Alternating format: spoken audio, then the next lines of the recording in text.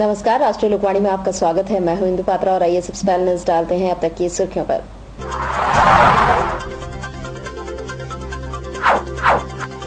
आप कार्यकर्ताओं ने सरकारी दफ्तरों से लेकर सड़कों तक चलाया झाड़ू।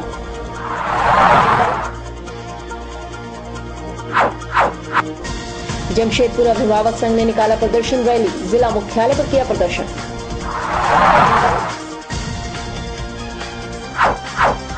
और नवविवाहिता के साथ आपराधिक तत्वों ने किया बलात्कार का प्रयास।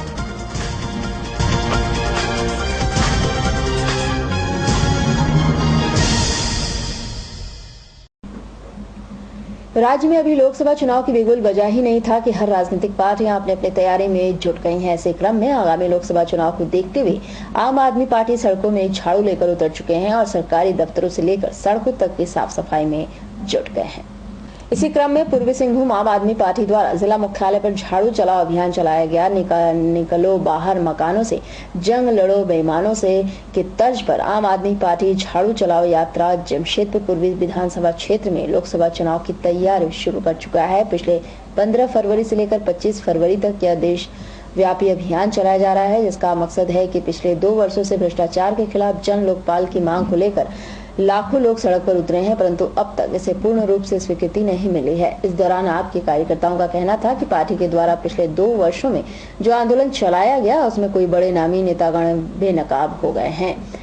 इस दौरान इनका कहना था कि ये नामी नेतागण वही हैं जिनके अपने साथ हाथ भ्रष्टाचार से लिप्त है और देश का बागडोर उन्हीं के पास है। वहीं इन्होंने बताया कि अब समय आ गया है कि इन भ्रष्टाचारियों को जड़ से उखाड़ कर फेंका जाए और जनता का राज स्थापित किया जाए। जिंदाबाद जिंदाबाद जिंदाबाद जिंदाबाद जिंदाबाद हमारा नेता कैसा हो, आम आदमी नेता का एक ही काम, केजरीवाल केजरीवाल बोलेंगे दिल्ली। पूरे देश में अभी आम आदमी पार्टी का पूरा लहर है। आप लोग देख रहे होंगे कि पूरे देश में भ्रष्टाचार और महंगाई से लोग त्रस्त हैं। लोगों को आम आदमी पार्टी एक नया विकल्प मिला है। हमारे देश के सारे जनता, साथ साथ जमशेदपुर के लोग भी परेशान थे कि आखिर हम किसको वोट दें। वो सभी राजनीतिक पार्टियों से त्रस्त थे। आज आम आदमी पार्टी उनको एक विकल्प दी है, इसीलिए आम आदमी पार्टी की जीत निश्चित है। पूरे देश में हम लोग जीतेंगे और झारखंड के सभी सीट पर चुनाव लड़ने जा रहे हैं और सभी सीट पर हम लोग जीत निश्चित करते हैं और जीत कर दिखाएंगे। के दिन चुनौती में कोई नहीं है। आम आदमी पार्टी अपने आप में एक विशेष है।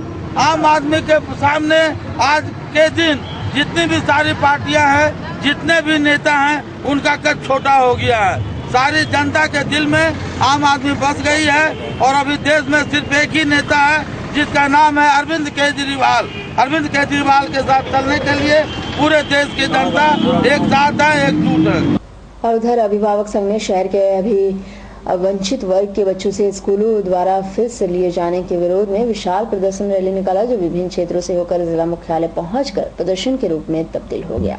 इस दौरान अभिवंचित वर्ग के बच्चों के अभिभावक हाथ में बीपीएल तथा लाल कार्ड लेकर जिला मुख्यालय पर जोरदार प्रदर्शन करते नजर आए। साथ ही जिले के उपायुक्त के नाम एक मांग पत्र भी सौंपा।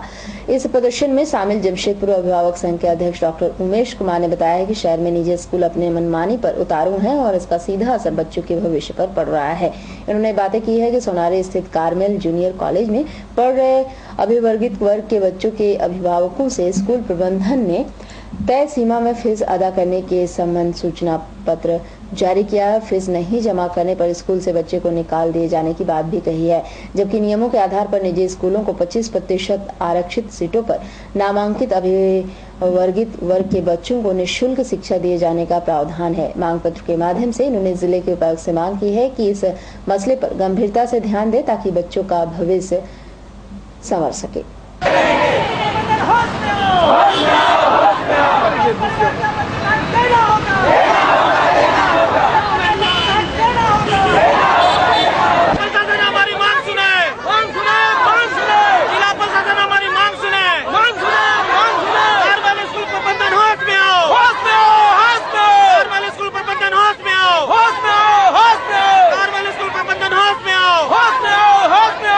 शिक्षा के अधिकार कानून में यह क्लियर कट गाइडलाइन दिया गया है कि 25% स्कूल आरक्षित सीटों पर नामांकित अभिवंचित वर्ग के बच्चे को निःशुल्क शिक्षा पाने का अधिकार है। लेकिन उसके बावजूद जमशेदपुर के सोनारी क्षेत्र में अवस्थित कार्मेल जूनियर कॉलेज में LKG में पढ़ रहे हैं अभिवंचित वर्ग के बच्चे के अभिभावकों को 18,000 रुपये फीस जमा करने का स्कूल प्रबंधन द्वारा आदेश दिया गया है। इसके लिए बाकायदा सूचना पत्र जारी किया गया है और 27 फरवरी तक उनको अल्टीमेटम दिया गया है कि वे इधर अपना फीस जमा करें, नहीं तो स्कूल से बच्चे को आउट कर दिया जाएगा। जमशेदपुर अभिभावक संघ आज उपायुक्त महोदय के माध्यम से माननीय मुख्यमंत्री जी को यह मांग पत्र सौंपने जा रहा है कि अनुदान राशि की जो प्रक्रिया अभी विचाराधीन है वह जब तक उस पर निर्णय नहीं हो जाता, माननीय मुख्यमंत्री महोदय के माध्यम से सभी स्कूल प्रबंधनों को ये आदेश हो कि वे जब तक अनुदान राशि की प्रक्रिया का निर्धारण नहीं हो जाता किसी भी अभिवंचित वर्ग के अभिभावकों से फीस न मांगे। और सबसे चौंकाने वाला विषय यह है कि हर छोटे छोटे मुद्दे पर जमशेदपुर अनएडेड स्कूल ऑर्गेनाइजेशन द्वारा यह कहा जाता रहा है कि हम कोर्ट में जाने की हमेशा धमकी देते रहे, लेकिन यह जांच का विषय है कि जमशेदपुर अनएडेड स्कूल ऑर्गेनाइजेशन के बाबा लोग आज इस मुद्दे पर मौनी बाबा बने हुए हैं और कोप मंडूक बन के चुपचाप बैठे हुए हैं। क्यों नहीं कोर्ट जाते हैं और अनुदान राशि का फैसला करवाते हैं? तो इन मौनी बाबाओं से यह जमशेदपुर अभिभावक संघ आग्रह करना चाहता है कि अगर उनको अभिवंचित वर्ग के अभिभावकों से कुछ भी पैसे की अगर बात है तो वह जिला प्रशासन और सरकार से बात करे, न कि वह अभिभावकों से बात करे। उधर शहर में अपराध इतना बढ़ चुका है कि अब सड़कों पर नवविवाहित भी असुरक्षित नजर आ रहे हैं। ताजा घटना है टेलको थाना क्षेत्र की, जहां नवविवाहिता से 12 अपराधी तत्वों ने बलात्कार करने का प्रयास किया। बताया जाता है कि पीड़िता पिंकी देवी अपने पति भूषण सूरी के साथ टेलको थाना क्षेत्र खड़ंगाझार अपने ससुराल गई थी। इस दरमियान अपने पति के साथ लौटने के क्रम में खड़ंगाझार स्थित सुनसान इलाकों में कुछ अपराधी तत्व के लोगों ने दोनों को रोका और पीड़िता के साथ छेड़खानी शुरू कर दिया। जब इस पर पति और पत्नी ने आपत्ति जताई तो कुछ लोगों ने पति भूषण सूरी की पिटाई कर दी और पीड़िता के साथ बलात्कार का प्रयास शुरू कर दिया और उसके कपड़े भी फाड़ दिए। इस दरमियान पीड़िता और अपराधियों के बीच हाथापाई भी हुई, जिससे पीड़िता जख्मी भी हो गई और उसका हाथ भी टूट गया। जख्मी अवस्था में दोनों पति पत्नी इलाज के लिए MGM अस्पताल पहुंचे, जहां दोनों की स्थिति गंभीर बनी हुई है। थोड़ा बादल खपचड़ी से आ रहे थे तो हमें वाइफ से छिड़कानी हुआ और हम रोकने गए तो मेरे से हाथापाई और मार के सर को फाड़ दिया। वो लोग कुछ 10-12 लड़के थे, वो लोग वैसे ही हादसा हुआ। थाना मामला लिखा है? थाना मामला लिखा चुके हैं, मैंने लिखाया नहीं है। यहाँ से एंजॉय करेंगे तब हम थाना मामला लिखाएंगे। कौन लोग थे? वो लोग ऐसी गाड़ू लोहार कुछ नाम था उनका, उसको पहचानते हैं हम। वाइफ का भी? हाँ, वाइफ को भी हाथापाई हुआ कि चेस्ट उस कर रात को बड़े ज़्यादा पेन कर रहे थे, उनका कपड़ा उपड़े फाड़ दिए उन्होंने। हम लोग ससुराल से आ रहे थे, उसी टाइम हम लोग को मैंने 50-60 लड़का लोग को पिया हुआ था। मैं हस्बैंड को लेके गया, मारा पीटा, फिर मेरे को भी टान के ले जा रहा, फिर टान उनके कपड़ा पूरा फाड़ उड़ दिया और मारा भी। क्यों? इसलिए मारा कि छेड़खानी कर रहा था इसलिए। आपके साथ? आप मेरे साथ छेड़खानी कर रहा था। कौन लड़का साथ थे? लड़का का नाम गाड़ू लोहार है और मैं खपचा डुंगरी घोड़ाबंधा रहने वाला है। आपकी क्या घर का अगल बगल? मेरी घर का अगल बगल। और उधर पिछले दिनों हुए टाटा मोटर्स के AGM ब्रजेश सहाय की हत्या के संबंध में कायस्थ महासभा एवं जमशेदपुर सिंहभूम चैम्बर के लोगों ने हत्या के आरोपियों की गिरफ्तारी की मांग को लेकर जिला पुलिस कप्तान से मुलाकात की, साथ ही एक मांग पत्र भी सौंपा। गौरतलब है कि टाटा मोटर्स के असिस्टेंट जनरल मैनेजर ब्रजेश सहाय की हत्या 22 फरवरी की रात को हुई थी और अब तक जिला प्रशासन को इस हत्याकांड में कोई भी पुख्ता सुराग नहीं मिल पाया है। इस हत्याकांड की जांच के लिए विशेष टीम भी गठित की गई है, परंतु इस घटना के बाद आम आदमी में दहशत तो है ही, साथ ही जमशेदपुर सिंहभूम चैम्बर के व्यापारियों में भी काफी भय दिख रहा है और इसको देखते हुए इनके द्वारा जिला पुलिस कप्तान से इस हत्याकांड के आरोपियों की त्वरित गिरफ्तारी की मांग की गई है। इस बाबत जिला पुलिस कप्तान अमोल विनुकांत होमकर का कहना है कि इस मामले में विशेष रूप से कार्रवाई की जा रही है और टाटा मोटर्स प्लांट के अंदर कई बिंदुओं पर भी जांच पड़ताल किया जा रहा है और जगह जगह गश्ती लगाकर वाहनों की चेकिंग के साथ साथ विशेष टीम भी हत्यारे को पकड़ने के लिए गठित किए गए हैं। परसों रात को नीलडी में एक बंगले के सामने में ब्रजेश सहाय एक कुशल प्रशासक टाटा मोटर्स के ऑफिसर का हत्या कर दिया गया और आज 2 दिन बीत चुके हैं। अभी तक अपराधियों का कोई सुराग नहीं मिला है। इस घटना के पीछे कौन लोग शामिल हैं कुछ पता नहीं चला है। तो मैं प्रशासन से हम लोग मांग करने जा रहे हैं कि अगर इस तरह की घटना शहर में घटेगी तो आम आदमी अपना जीवन कैसे बिताएगा, सुरक्षा के प्रति कौन जवाबदेह है, बताना पड़ेगा। हम लोग ये मांग रखने जा रहे हैं और सीनियर एसपी से बात रखने जा रहे हैं कि जल्द से जल्द एक तो अपराधियों को पकड़ा जाए और दूसरा इस घटना के पीछे कौन से तत्व हैं इसकी जानकारी होना जरूरी है, क्योंकि एक आम आदमी को इस ढंग से मार दिया जाता है। कोई न कोई बहुत बड़ी साजिश है, एक वरिष्ठ पदाधिकारी को जो मारा जाता है उस घटने का पर्दाफाश भी होना चाहिए, और नहीं तो पूरा समाज हम लोग हर लोगों के साथ मिलकर इस आंदोलन को उस मुकाम तक ले जाएंगे कि प्रशासन को फिर सोचना पड़ेगा कि कैसे अमन व्यवस्था कायम रखा जाए। मोटर्स की अनुसंधान इकाई जो है उसके एजीएम ब्रजेश शाही जी की जो निर्मम हत्या 2 दिन पहले हो गई, उसी संदर्भ में हम लोग एसएसपी साहब से मिलने आए कि जो विधि व्यवस्था शुरुआत के दिनों में उनके ज्वाइन करते ही खराब हो गई थी और उनके प्रयास से फिर व्यवस्था ठीक हो गई, लेकिन फिर एक ही व्यक्ति इस तरह की कॉर्पोरेट जगत के जो शीर्ष आदमी है उसकी हत्या करना, कहीं ना कहीं हम लोग को लगता है कि इन हत्या के कारणों को जानना चाहिए। इन हत्या के कारणों का क्या वजह हो सकती है कि कॉर्पोरेट जगत को दहशत में है और साथ साथ में व्यवसायी उद्यमी भी समाज में दहशत में कि इतने शीर्ष अधिकारी की दिनदाड़े हत्या कर दी गई। और इसी संदर्भ में सिंहभूम चैम्बर का एक डेलीगेशन एसएसपी साहब से मिलने आया और उन कारणों को जानने के लिए आया कि क्या कारण से उनकी हत्या हुई, और उनसे यह भी मांग करेंगे कि उस हत्याओं में जो लिप्त है उनको जल्द से जल्द गिरफ्तार किया जाए और कड़ी से कड़ी कार्रवाई उस पर की जाए। हो रही है, अभी इन्वेस्टिगेशन चल रही है। एक स्पेशल टीम सिटी एसपी के नेतृत्व में बनाई गई है जिसमें कि डीएसपी सिटी और डीएसपी लॉ एंड ऑर्डर और थाना प्रभारियों की विशेष टीम बनाई गई है और सभी बिंदुओं पर अभी जांच चल रही है। अभी इस स्टेज पे कुछ भी डिटेल देना संभव नहीं है, लेकिन हम लोग अपनी पूरी इन्वेस्टिगेशन प्रोफेशनली कर रहे हैं और शीघ्र ही हम लोग इसमें सर ये पर्सन डेटा देखने से क्या लग रहा है? देखिए, हमारे लिए तो ये घटना हुई है और इसका उद्भेदन करना है, और जहाँ तक बहुत से बिंदु है जिस पर हम लोग जांच कर रहे हैं और इस समय में उसके डिटेल्स मैं अभी आप लोगों को नहीं दे पाऊंगा क्योंकि इन्वेस्टिगेशन पे उसका असर पड़ सकता है। और उधर ब्रह्मानंद अस्पताल और जमशेदपुर सांसद डॉक्टर अजय कुमार के संयुक्त प्रयास से मुसाबनी क्षेत्र में झारखंड का पहला ई हेल्थ सेंटर शुरू किया गया, जिसकी जानकारी एक पत्रकार वार्ता में दी गई। इस दौरान सांसद डॉक्टर अजय कुमार के साथ ब्रह्मानंद अस्पताल के निदेशक विनीत सैनी ने भी उपस्थिति दी और इस दौरान सांसद ने बताया है कि यह पहला सार्थक प्रयास ग्रामीण क्षेत्र में किया गया है, जिसमें ऑनलाइन सुविधा जांच केंद्र में प्रदान किए जाएंगे और रोगियों को तुरंत इलाज संभव होगा। इन्होंने बताया है कि ग्रामीण क्षेत्रों में यह पहला प्रयास किया गया है और इससे लोगों को छोटी बीमारियों के लिए शहर आना नहीं पड़ेगा और ऑनलाइन विशेष डॉक्टरों से संपर्क साधकर नर्स द्वारा तुरंत इलाज करा दिया जाएगा। एक इनिशिएटिव है जो मुसाबनी में एक ई हेल्थ सेंटर खोलने का है और ये मार्च एंड में खुलेगा। उससे उस इलाके के जो जितने भी लोग हैं उनको जो इलाज के लिए वर्ल्ड क्लास इलाज ही हम बोल देंगे, क्योंकि नारायण हृदय है तो जो इलाज नारायण हृदय में हो रहा है पूरा देश भर में हो रहा है, तो उस तरह का इलाज के लिए मौका मिल जाएगा और 90% तो फ्री में ही हो जाएगा। कुछ अगर मान लीजिए टेस्ट वेस्ट करना है बाहर से तो फिर उसमें तो व्यक्तिगत रूप से खर्च करना पड़ेगा जो भी होगा, बट वहां पर टेलीमेडिसिन की व्यवस्था होगी, ईसीजी भेजने का, वीडियो कॉन्फ्रेंसिंग का, अल्ट्रासाउंड का रिपोर्ट भेजने के लिए। अल्ट्रासाउंड अगर वहां पर लगा देंगे तो सुनाई देगा जमशेदपुर में, तो उसी तरह से बड़ा बड़ा बीमारी हो गया। और हमने अभी भी आपको कहा है जैसे हमारे पूरा देश में करीब करीब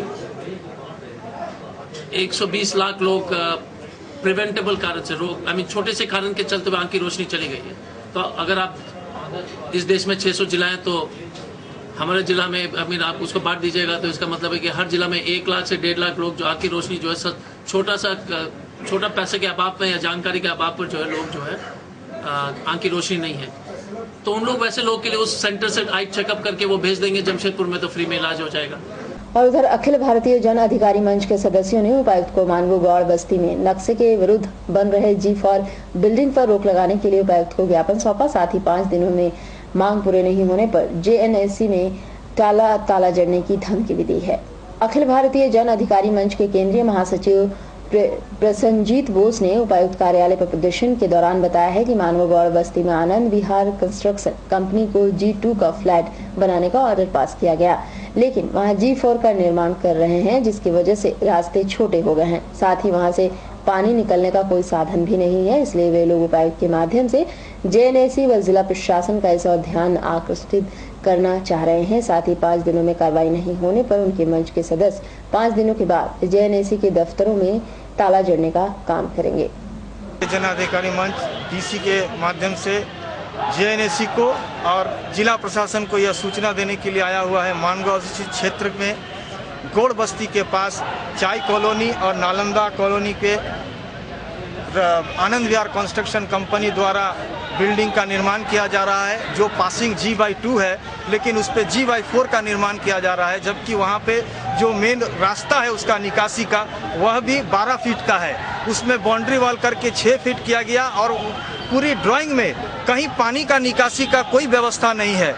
इस तरह उसका ड्राइंग कैसा पास हुआ है और वहाँ पे G/4 का निर्माण किस आधार पे किया जा रहा है, जबकि पूरी जमशेदपुर में जेएनएसी द्वारा जो सीलिंग का उल्लंघन किया गया उसके ऊपर कार्रवाई किया जा रहा है, लेकिन यह आनंद विहारी कंस्ट्रक्शन के ऊपर में आज तक कोई कार्रवाई नहीं किया और बिना डर के ये धड़ल्ले से निर्माण का काम कर रहा है।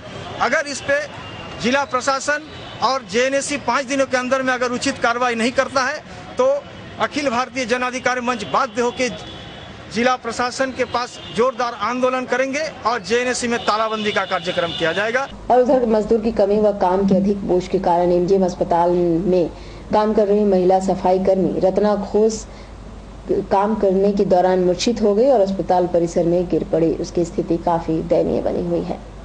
कोल्हान के सरकारी अस्पताल एमजीएम अस्पताल आए दिन कम से कम 1000 मरीजों का इलाज करता है, लेकिन सफाई के नाम पर हमेशा विवादों में रहा है। इसके बाद भी सफाई कर्मचारी की संख्या बढ़ाई नहीं गई है। यहाँ सफाई के लिए 49 कर्मचारी हैं, लेकिन हमेशा कर्मचारियों की संख्या 40 या 42 तीनों शिफ्ट में रहती है, जिसके कारण कर्मचारियों पर काम का बोझ ज्यादा बना रहता है। सोमवार को भी यही हुआ। अस्पताल में 49 कर्मचारियों की जगह मात्र 42 कर्मचारी ही आए थे, जिसके कारण महिला कर्मचारी पर काफी बोझ था। इसी बोझ के कारण पूर्व से बीमार कर्मचारी रत्ना घोष काम करने के दौरान अस्पताल कैंपस में बेहोश हो गई और गिर पड़ी। उसके बाद वहाँ काम कर रहे अन्य महिला कर्मचारियों ने उसे उठाकर इलाज के लिए वहीं अस्पताल में भर्ती कराया। पूरा सुबह और शाम को लेकर रात का शिफ्ट लेके करीब 42-43 लगभग है। हमको तो नहीं लग रहा है 2-4 लोग हैं अभी इतना। उधर में है, सब हॉस्टल भी गए हैं, हॉस्टल में काम कर रहे हैं। वर्कलोड आपका है? देखिए, एक लेबर को अगर हम 2-4 जगह खटाएंगे कम तो वर्कलोड लोड हो गई। लेकिन डॉक्टर के हिसाब से इसको वर्कलोड ही हुआ है। देखिए, अब वो काम कर रही थी, 100% है, तो ज़्यादा तकलीफ होगा तो इस तरह का प्रॉब्लम हो गई।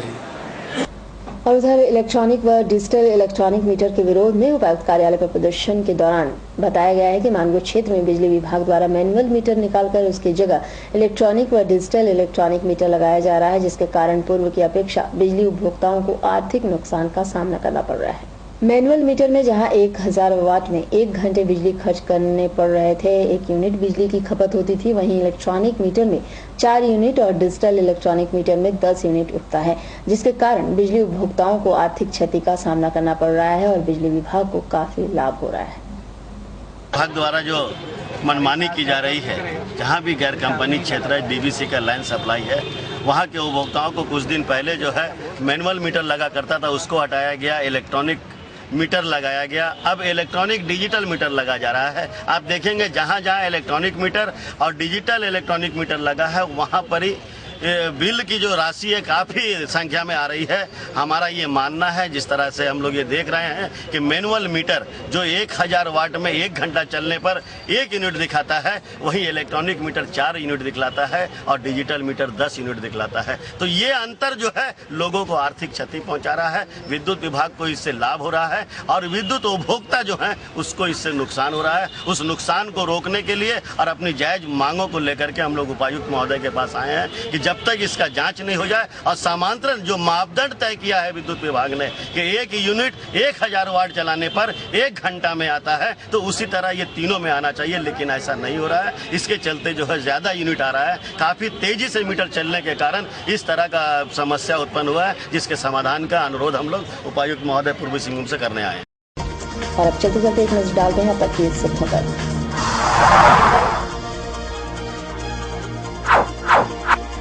आप कार्यकर्ताओं ने सरकारी दफ्तरों से लेकर सड़कों तक चलाया झाड़ू।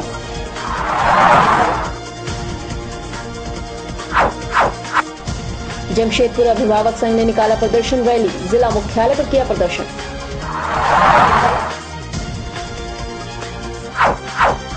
और नवविवाहिता के साथ अपराधी तत्वों ने किया बलात्कार का प्रयास। और अधिक जानकारी के लिए आप लॉग इन कर सकते हैं www.rashtriya lokvani.com। तो आज के लिए बस इतना ही, कल मिलेंगे नई खबरों के साथ। तब तक के लिए राष्ट्रीय लोकवानी टीम की ओर से नमस्कार।